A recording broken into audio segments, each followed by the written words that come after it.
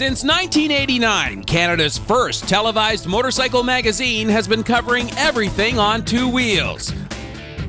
We've sampled new motorcycles from around the globe, toured North America from coast to coast, and interviewed some of the most interesting people on two wheels. So get set to keep your right hand cranked as Toyota Truck presents Motorcycle Experience.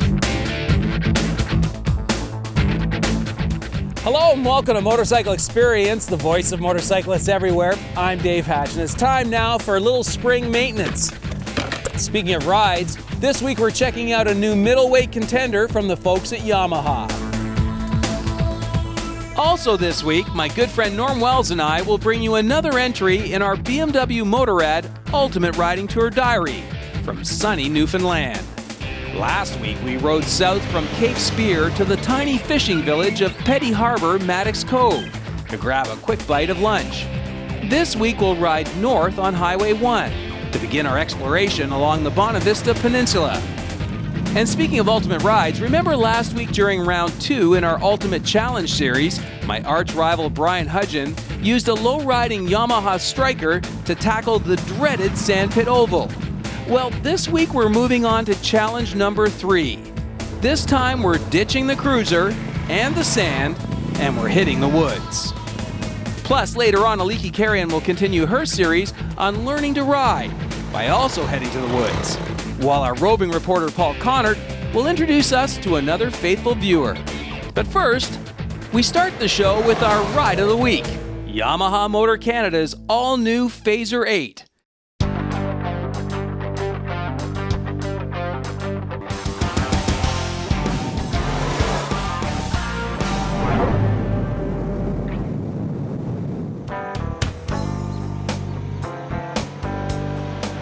This liquid-cooled 799cc inline-4 is basically the half-fared twin-headlight cousin to Yamaha's slightly sportier, totally naked all-rounder, the FZ8. At the heart of the Phaser 8 is a super-smooth, fuel-injected block that utilizes a pile of components found on its big brother, the FZ1. Designed from the ground up to elevate this category from its previous incarnation benchmarked by the FZ6, this bike's been tuned for more low-end and mid-range torque. Meanwhile, in the chassis department, the gravity-cast aluminum frame is again FZ1 spec, while the 43mm inverted fork sporting dual 310 floating discs with 4-piston monoblock calipers may not be the absolute ultra-trick race-ready gear, but they certainly look the part and do a terrific job in the stopping department. All in all, the Phaser 8 was designed to take the average rider from daily commutes to longer overnight weekenders, while the integrated passenger grab rails can easily take a rider from solo piloting to two-up fun. But as always, you don't have to take my word for it here. Here now is this week's guest road tester, Tamara Morin. So, what did you think when we pulled it out of the garage this morning and you got your eyes on it for the first time? It was a little deceptive to me because looking at it for the first time, I thought it was pretty bulky. You know, I thought it was more than what I was reading about. Right. But on it, totally different experience. Right. I thoroughly enjoyed the riding position. You're tucked right into this bike and it makes it so maneuverable. Yeah. So you were a little nervous at first? It looked a bit heavy, a bit big for you? Yeah. But even reading 476, I believe is what the literature said, it doesn't even feel heavy. It doesn't feel heavy at all. My feet were firmly planted on the ground. Very easy to handle. Yeah. So let's talk about it. You threw a leg over, you fired it up. What did you think of the motor? For me, my big surprise was, wow, it's smooth. Smooth, peppy. It had a lot of grip right off. On the first gear, it already wants to go. Right. So it was really, really peppy right off the top, and then smooth shifting right through all the gears. Yeah. You can feel them go into every gear. You know where you're going. It doesn't have the gear shift indicator, but it does have the neutral finder. Right. So at least you know where you are there. How did you like the sound? Because you sounded pretty nice flying away from us on the camera. I loved it, actually. It's got even though it's inline 4, throatier sound that I'm used to hearing on the inline 4 is a little higher. It does rev a little high, but the sound out of the back end was good.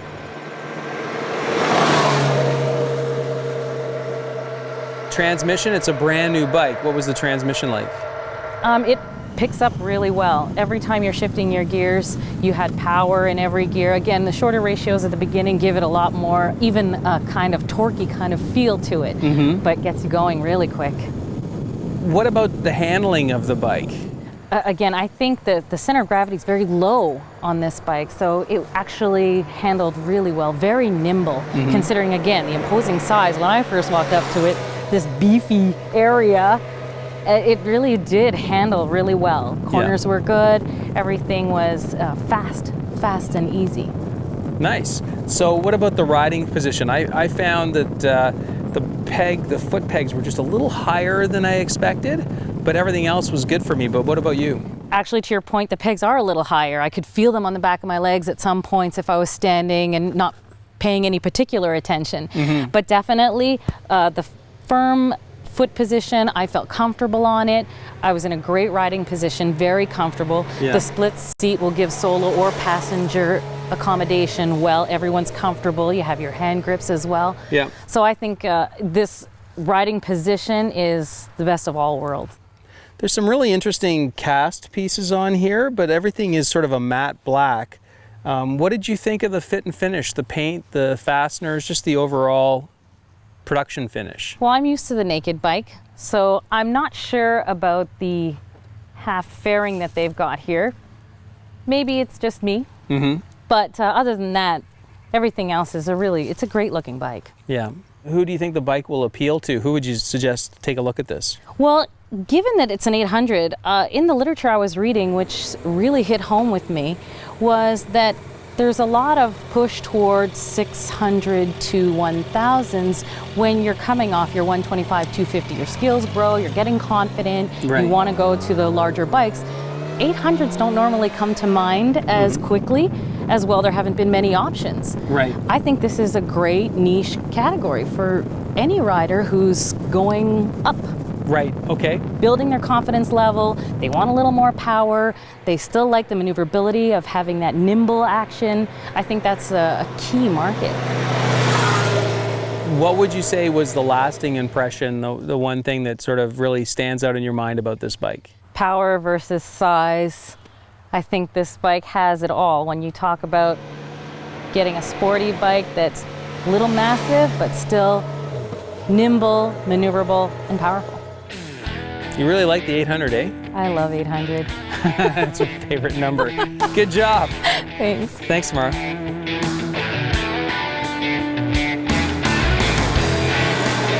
Thanks again, Tamara. Great job. Now don't touch that remote. There's still plenty more experience still ahead. Next, during our visit to Newfoundland, we grab a cup of joe in a picturesque little fishing town. Stay with us. Portions of Motorcycle Experience are brought to you in part by Honda, BMW Motorrad,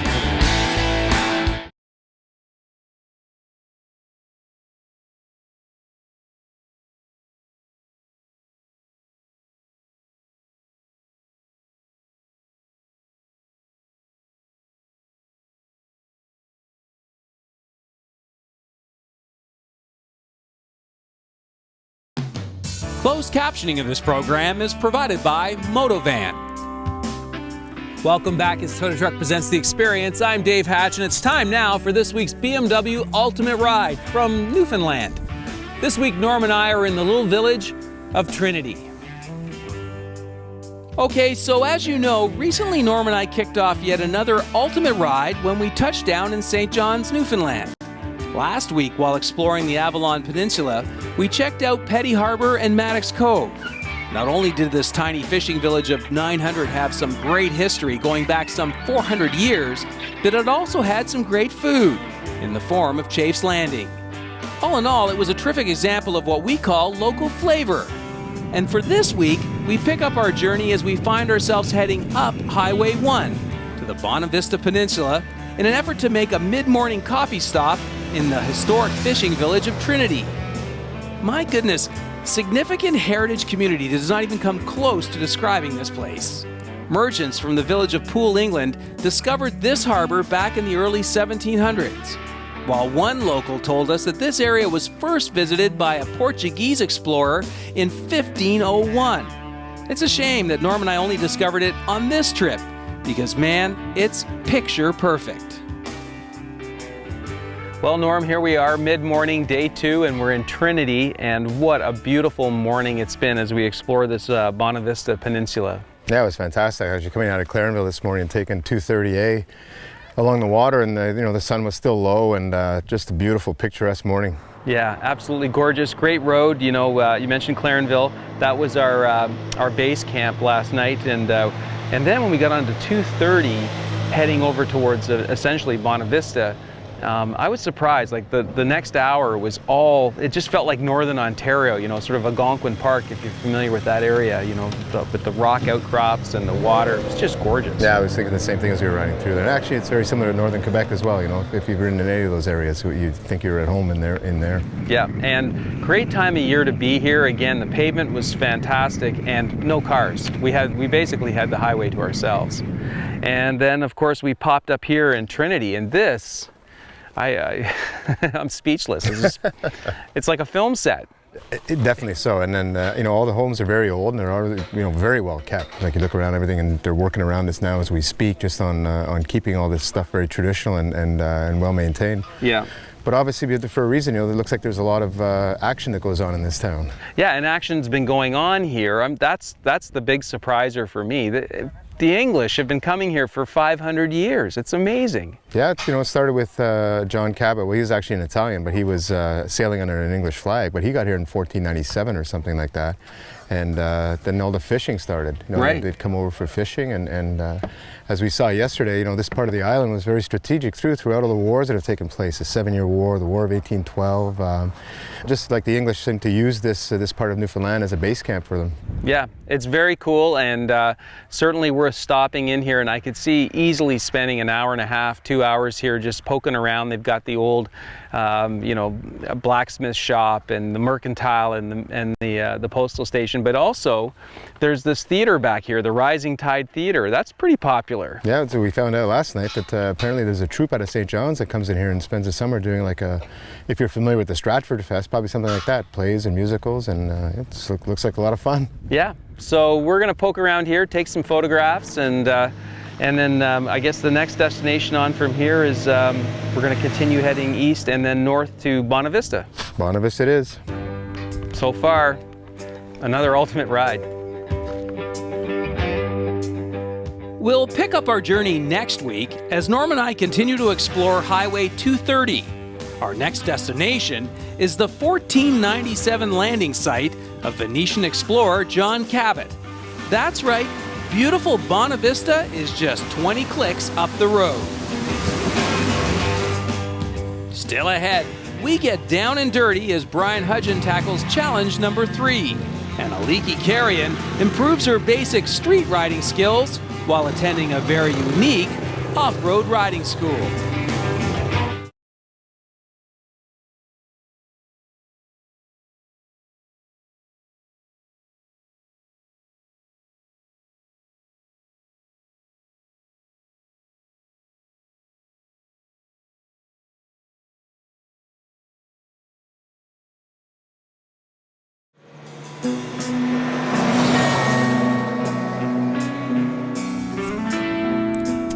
That's a little on the low side, not good. Welcome back as Total Truck presents The Experience. I'm Dave Hatch, and it's time now for the learning curve. And this week, Aliki is going to improve her street riding skills. Where else? In the forest. This season on Motorcycle Experience, Aliki's been exploring the various paths to getting you into motorcycling. She's kicked off this journey by looking at traditional routes such as the standard Ministry of Transport approved rider training course. Then last week, Aliki came up with an interesting alternative to getting your feet wet, or in this case muddy, dirt riding. That's right, how about signing up for a beginner's course at the Ontario Off-Road Adventure Facility? Here, you don't even need a learner's permit or a helmet in order to kickstart your lifelong two-wheeled hobby. While sampling the total beginner's course at this facility, located about an hour east of Toronto in the Ganaraska Forest, Aliki, who herself has been riding on the street for over 13 years, also learned that dirt riding is a great way to improve your street riding skills. In fact, Chief Instructor Steve Waycamp believes everyone should throw a little mud before hitting the street. So Steve, how long have you been doing this? I've been doing this for 16 years now. It's been a lot of fun, and we've hosted around 40,000 customers so far, and that's an average of about 3,000 or so every year. We try to make things as safe for the customers as we possibly can. We're always developing new ways to do that, and we want to make sure that they're having fun as well. So we're developing new things all the time just to make sure that they're having a fun, safe time, and always revamping what we've got and kind of progressively getting our system and our day a little bit tighter, a little bit more professional, a little bit, better for the customers all the time. It's been good. Excellent.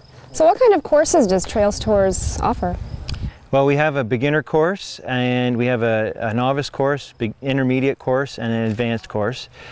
We normally have the groups broken up into about 6 different levels, so there might be a few groups in between that too. And the curriculum is based upon their rider level. So if anybody's riding above their limit and they feel that they're kind of pushing the limits, then we just make sure that we set them into a group that's suitable for them, that they're not riding too fast, not too aggressively, that they're riding just comfortable for them.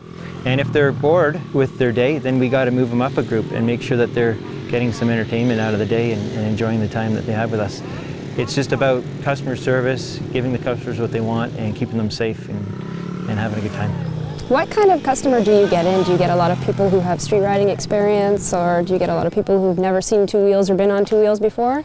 It changes every year. It's really weird. A few years ago, we used to have only 40% beginners coming here. Now, this year, we've had 82% of the customers have been beginner riders. Wow. And that's kind of new for us, but it's been a great transition. We don't know why that took place, but it's great. And then we have a lot of street bike riders that come out, and they want to learn how to ride a street bike better, so they use the dirt bike as a tool to make that happen. And if you can ride a dirt bike well, then a street bike would be just all that more easy. And if you can get used to the rear end shifting on you and moving and losing control and having some movement underneath you on the dirt, then if it does happen on the street, if you're to have a little patch of dirt or sand on the asphalt, you'll be able to handle it with ease, and you'll know instantly what to do about it, and it'll be a muscle memory kind of a thing. You won't have to panic, you just do what you need to do and you're through it and you're okay at the end of it. So yeah, it's a really good tool to learn how to ride a street bike better. Fantastic. Great job, Aliki. Now, you may recall that a couple of years ago, Motorcycle Experience toured the North Shore of the St. Lawrence, from Kingston to Quebec City, and visited more than a few forts and historic 1812 battlefield sites along the way. So, in honor of the upcoming War of 1812 bicentennial this summer, we've put together a brand new Riders Club contest, the 1812 Riders Club contest to be exact. All you have to do is visit the motorcycleexperience.ca website and join our email Riders Club. If you're already a Motorcycle Experience Riders Club member, then just reconfirm your email address. And that's it. You've entered. On June 3rd, just days before the 200th anniversary of the start of the war, we'll pick our winner. This year's prize is an exclusive MV Augusta prize pack, including a limited edition hardcover book and helmet. Good luck, everyone. Alrighty then, next Brian Hudgen gets his crack at the woods and gets lost. Stay with us.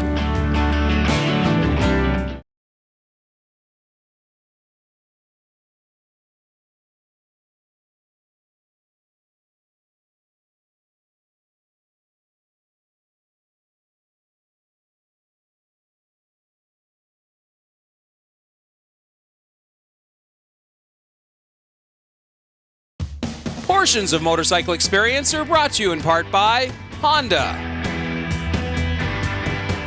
BMW Motorrad, Welcome back as Toyota Truck presents The Experience. I'm Dave Hatch, and a couple of weeks ago, Brian Hudgen and I kicked off a series of 6 challenges designed to put Brian's riding skills to the ultimate test. In round 1 in our competition, held at the Canadian Motorcycle Training Service facility just north of Barrie, Ontario, Brian completed the slow pillion cruiser ride in the allotted time to win. However, he did get a little help from a friend. Last week during round 2, the Sandpit Oval Cruiser competition, he also won, making the score now 2-0. This week in round 3, we're off to the woods for a little fun with the old GPS. Let's see what that does to the score.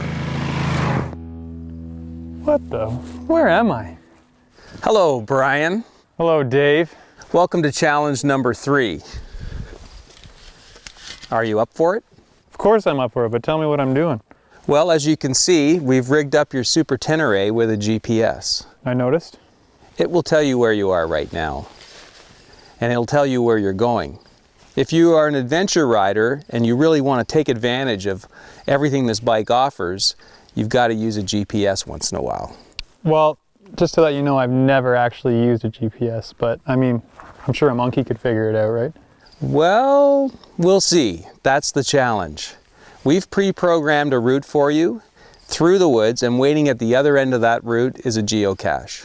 All you need to do is jump on the bike, get yourself to that cache within 10 minutes, find the cache, you win the challenge.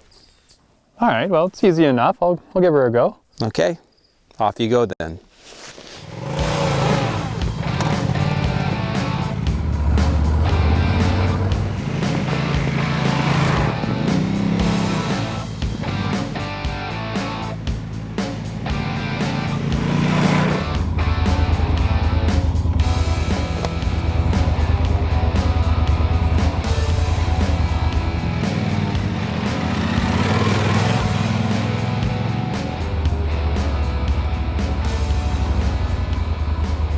So simple, even a monkey can do it.